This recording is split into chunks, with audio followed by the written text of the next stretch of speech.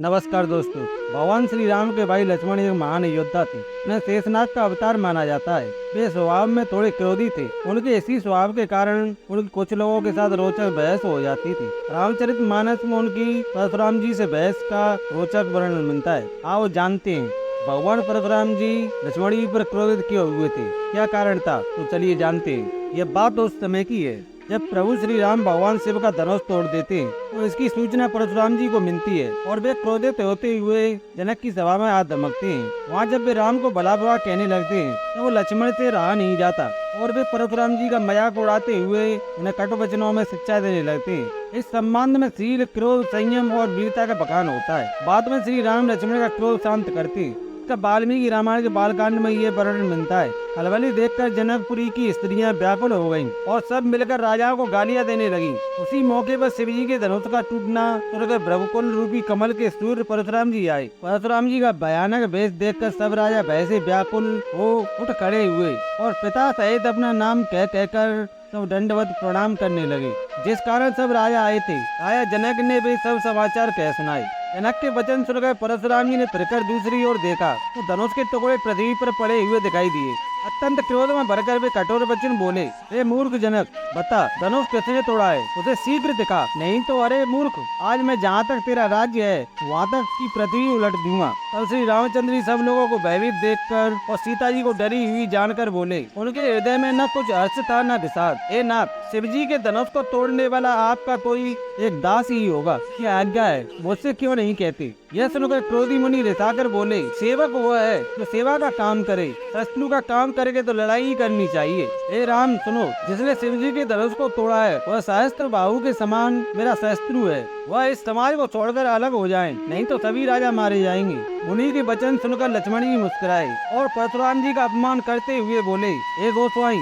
लड़कपन में हमने बहुत सी धनुइयां तोड़ डाली, किंतु आपने ऐसा क्रोध कभी नहीं किया। इसी धनुष पर इतनी ममता किस कारण से है। यह सुनकर ब्रह्मवंश की ध्वजा स्वरूप परशुराम जी कुपित होकर कहने लगे, अरे राजपुत्र, काल के बस होने से तुझे बोलने में कुछ भी होश नहीं है। सारे संसार में विख्यात शिव जी का यह धनुष क्या धनुई के समान है। लक्ष्मण जी ने हंसकर कहा, ए देव सुनिए, हमारे जान में तो सभी धनुष एक से ही है, पुराने धनुष के तोड़ने में क्या हानि लाभ। श्री रामचंद्र जी ने तो इसे नवीन के धोखे से देखा था, यह तो छूते ही टूट गया, इसमें रघुनाथ जी का कोई भी दोष नहीं है। मुनि आप बिना कारण ही इसलिए क्रोध करते हैं। परशुराम जी अपने परसे की ओर देखकर बोले, अरे दोस्त, तूने मेरा स्वभाव नहीं सुना, मैं तुझे बालक जानकर नहीं मारता हूँ। अरे मूर्ख, क्या तू मुझे निरा मुनि ही जानता है। मैं बाल ब्रह्मचारी अत्यंत क्रोधी हूँ, क्षत्रिय कुल का शस्त्री तो विश्व भर में विख्यात हूँ। लक्ष्मण जी हंसकर कोमल वाणी से बोले, ओ मुनीश्वर, तो अपने को बड़ा भारी योद्धा समझते हैं, बार बार मुझे कुल्हाड़ी दिखाते हैं, भूख से पहाड़ उड़ाना चाहते हैं। यहाँ कोई कुमड़े की बतिया नहीं है, या कोई छोटा कच्चा फल नहीं है जो तर्जनी सबसे आगे की उंगली को देखते ही मर जाती है। उतार और धनुष बाण देखकर ही मैंने कुछ अवमान सहित कहा था, ब्रह्मवंशी समझकर और यज्ञोपवीत देखकर तो जो कुछ आप कहते हैं उसे मैं क्रोध को रोककर सह लेता हूँ। देवता, ब्राह्मण, भगवान के भक्त और गौ, इन पर हमारे कुल में वीरता नहीं दिखाई जाती, क्योंकि इन्हें मारने से पाप लगता है और इनसे हार जाने पर अपकीर्ति होती है। इसलिए आप मारे तो भी आपके पैर ही पड़ना चाहिए। आपका एक एक वचन ही करोड़ों वज्रों के समान है। धनुष, बाण और कुठार तो आप व्यर्थ ही धारण करते हैं। इन्हें देखकर मैंने कुछ अनुचित कहा हो तो उसे हे धीर महामुनि क्षमा कीजिए। यह सुनकर ब्रह्मवंश मणि परशुराम जी क्रोध के साथ गंभीर वाणी बोले, हे विश्वामित्र सुनो, यह बालक बड़ा कुबुद्धि और कुटिल है। काल के बस होकर यह अपने कुल का घातक बन रहा है। यह सूर्य वंश रूपी पूर्ण चंद्र का कलंक है। यह बिल्कुल उद्दंत, मूर्ख और निडर है। अभी क्षण भर में यह काल को ग्रास हो जाएगा। मैं पुकार कर कह देता हूँ, फिर मुझे दोष नहीं है। यदि तुम इसे बचाना चाहते हो तो हमारा प्रताप, बल और क्रोध बतलाकर इसे मना कर दो। लक्ष्मण जी ने कहा, हे मुनि, आपका श्रेयस आपके रहते दूसरा कौन वर्णन कर सकता है। आपने अपने ही मुँह से अपनी करनी अनेकों बार बहुत प्रकार से वर्णन की है। इतने पर भी संतोष न हुआ हो तो फिर कुछ कह डालिए। क्रोध रोककर असहाय दुख मत सहिए। आप वीरता का व्रत धारण करने वाले धैर्यवान और शोभ रहते हैं, गाली देते शोभा नहीं पाते। सूरवीर तो युद्ध में करनी करते हैं, कहकर अपने को नहीं जानते। शत्रु को युद्ध में उपस्थित पाकर कायर ही अपने प्रताप की डींग मारा करते। आप तो मानो काल को आंख लगाकर बार बार उसे मेरे लिए बुलाते हैं। लक्ष्मण जी के कठोर वचन सुनते ही परशुराम जी ने अपने भयानक परिचय को सुधार कर हाथ में ले लिया और बोले, अब लोग मुझे दोष न दें, यह कठोर बोलने वाला बालक मारे जाने के ही योग्य है। इसे बालक देखकर मैंने बहुत बचाया, पर अब सचमुच मरने को ही आ गया है। विश्वामित्र जी ने कहा, अपराध क्षमा कीजिए महाराज, बालकों के दोष और गुण को साधु लोग नहीं गिनते। तीखीधार का कुठार मैं दया रहित और क्रोधी और यह गुरुद्रोही और अपराधी मेरे समान उत्तर दे रहा है, इतने पर भी मैं इसे बिना मारे छोड़ रहा हूँ। सो हे विश्वामित्र, केवल तुम्हारे शील प्रेम से ही, नहीं तो इसे कठोर कुठार से काट कर थोड़े ही परिश्रम से गुरु से ओर्ण हो जाता। यह सुनकर लक्ष्मण जी ने कहा, हे मुनि, आपके शीलों को कौन नहीं जानता, वह संसार भर में प्रसिद्ध है। आप माता पिता से तो अच्छी तरह ऋण हो ही गए, अब गुरु का ऋण रहा, जिसका जी में बड़ा सोच लगा है। यह मानो हमारे ही मत्थे काढ़ा था, बहुत दिन बीत गए, इससे ब्याज भी बहुत बढ़ गया होगा। अब किसी हिसाब करने वाले को बुला लाइए, तो मैं तुरंत थैली खोल कर दे दूं। लक्ष्मण जी कठोर वचन सुनकर परशुराम जी ने पर्चा संभाला। सारी सभा आय आय करके पुकार उठी। लक्ष्मण जी ने कहा, प्रभु श्रेष्ठ, आप मुझे परसा दिखा रहे हैं, पर हे राजाओं के शत्रु, मैं ब्राह्मण समझकर बचा रहा हूँ, अन्यथा आपको कभी रणधीर बलवान वीर नहीं मिले।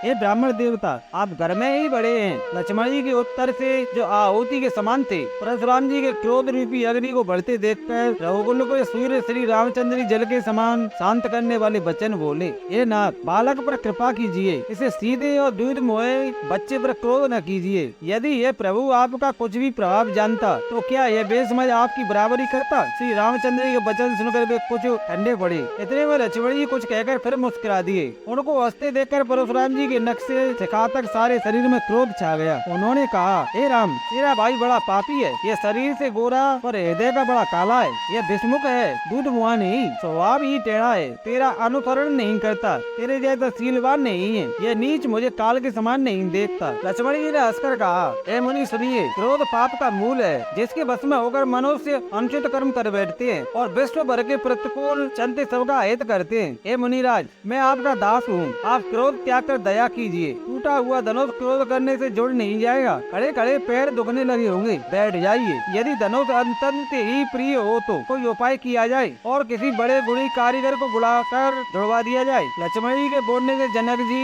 डर जाते हैं और कहते हैं, बस चुप रहिए, अनुचित बोलना अच्छा नहीं। तब श्री रामचंद्र जी पर एहसान जनाकर परशुराम जी बोले, तेरा छोटा भाई समझकर मैं इसे बचा रहा हूँ। यह मन का मेला और शरीर का कैसा सुंदर है, जैसे विष के रस्ते भरा हुआ सोने का घड़ा। यह सुनकर लक्ष्मण जी फिर हंसे। तब श्री रामचंद्र जी तिरछी नजर से उनकी ओर देखा, जिससे लक्ष्मण जी सकुचाकर विपरीत बोलना छोड़कर गुरु विश्वामित्र के पास चले गए। बाद में श्री रामचंद्र जी और परशुराम जी में बहुत बहस होती है और अंत में श्री राम उनके क्रोध को शांत करते हैं। तब परशुराम जी ने कहा, हे राम, हे लक्ष्मीपति, धनुष को हाथ में अथवा लक्ष्मीपति विष्णु का धनुष लीजिए और इसे खींचिए, जिससे मेरा संदेह मिट जाए। परशुराम जी धनुष देने लगे, तब वह आप ही चला गया। तो परशुराम जी के मन में बड़ा आश्चर्य हुआ। वह उन्होंने श्री राम जी का प्रभाव जाना, जिसके कारण उनका शरीर पुलकित और प्रफुल्लित हो गया। वे हाथ जोड़कर वचन बोले, प्रेम उनके हृदय में समाता न था। तब परशुराम प्रभु श्री राम के गुणगान करने लगे। तो दोस्तों, आपने जाना कि भगवान परशुराम जी लक्ष्मण पर क्रोधित क्यों हुए थे। तो दोस्तों, यह कथा कैसी लगी, हम आपसे उम्मीद करते हैं कि यह कथा आपको पसंद अवश्य आई होगी। तो इसे लाइक करने के साथ साथ इसे शेयर भी अवश्य करें, और अगर आपने हमारे भक्ति कहानियां चैनल को सब्सक्राइब नहीं किया है तो इसे सब्सक्राइब जरूर कर लें, ताकि हम ऐसी और भी धार्मिक कथाएं आगे भी आपके सामने